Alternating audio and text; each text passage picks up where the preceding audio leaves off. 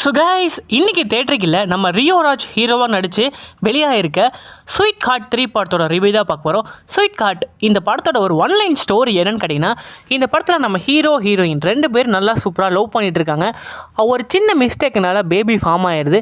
நம்ம ஹீரோ எப்படின்னு பார்த்தீங்கன்னா, அவருக்கு வந்து இந்த கல்யாணம், பேபி, இந்த ஃபேமிலி லைஃப் இதெல்லாம் பெருசாக ஈடுபாடு கிடையாது. அதனால் குழந்தைய அபார்ட் பண்ணலாம் அப்படின்னு சொல்கிறாரு. வழக்கம் போல் படத்தோட ஹீரோயினுக்கு இதில் பெருசாக இன்ட்ரெஸ்ட் கிடையாது. இதனால் அவங்களுக்குள்ள ஒரு பிரச்சனை ஏற்படுது. அந்த பிரச்சனை தான் இந்த படத்தோட ஒரு ஒன்லைன் ஸ்டோரி. இப்போ சமீப காலமாக இதே மாதிரியான திரைக்கதைகளை கொண்ட நிறைய படம் வந்துட்டு இருக்கு.